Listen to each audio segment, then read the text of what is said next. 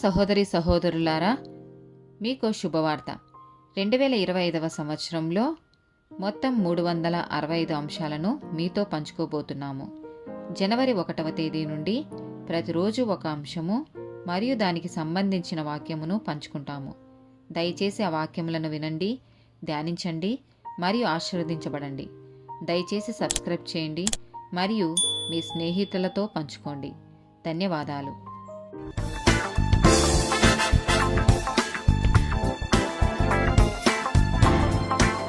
171st day topic పరిశుద్ధత. లేవియాకాండము 11వ అధ్యాయము 44వ వచనము. నేను మీ దేవుడనైన యెహోవాను, నేను పరిశుద్ధుడను గనుక మీరు పరిశుద్ధులై ఉండునట్లు మిమ్మును మీరు పరిశుద్ధపరచుకొనవలెను. నేల మీద ప్రాకు జీవరాశులలో దేని వలనను మిమ్మును మీరు అపవిత్రపరచుకొనకూడదు.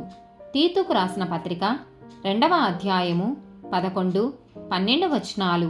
ఏలయనగా సమస్త మనుషులకు రక్షణకరమైన దేవుని కృప ప్రత్యక్షమై మనము భక్తిహీనతను, ఇహలోక సంబంధమైన దురాశలను విసర్జించి శుభప్రదమైన నిరీక్షణ నిమిత్తము.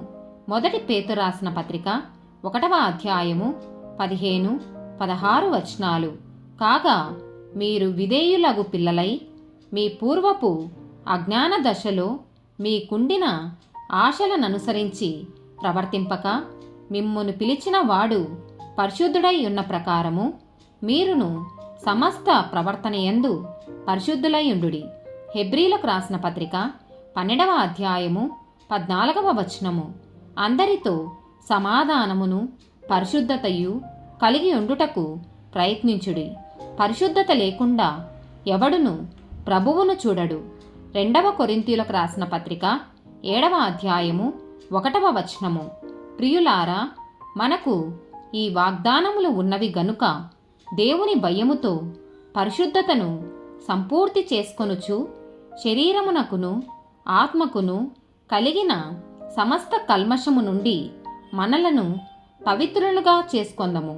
ఎఫెసీయులకు రాసిన పత్రిక 1వ అధ్యాయము 4వ వచనము. ఎట్లనగా తన ప్రియుని యందు తాను ఉచితముగా మనకనుగ్రహించిన తన కృపా మహిమకు కీర్తి కలుగునట్లు. మొదటి తెస్సలోనికీయులకు రాసిన పత్రిక 4వ అధ్యాయము 7వ వచనము. పరిశుద్ధులగుటకే దేవుడు మనలను పిలిచెను గాని అపవిత్రులుగా ఉండుటకు పిలువలేదు. కీర్తనల గ్రంథము 15వ అధ్యాయము 1 నుండి 5 వచనాలు. యెహోవా, నీ గుడారములో అతిథిగా ఉండదగిన వాడెవడు?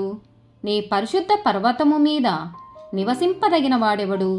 యథార్థమైన ప్రవర్తన కలిగి నీతిని అనుసరించుచు హృదయపూర్వకముగా నిజము పలుకువాడే.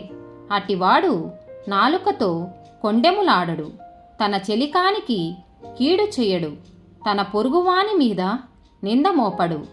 అతని దృష్టికి నీచుడు అసహ్యుడు. అతడు యెహోవా యందు భయభక్తులు గలవారిని సన్మానించును. అతడు ప్రమాణము చేయగా నష్టము కలిగినను మాట తప్పడు. తన ద్రవ్యము వడ్డీకియ్యడు. నిరపరాధిని చెరుపుటకై లంచము పుచ్చుకొనడు. ఈ ప్రకారము చెయ్యువాడు ఎన్నడూనూ కదల్చబడడు. 2వ తిమోతికి రాసిన పత్రిక 2వ అధ్యాయము 22, 23 వచనాలు. నీవు యవనేచ్ఛల నుండి పారిపొమ్ము.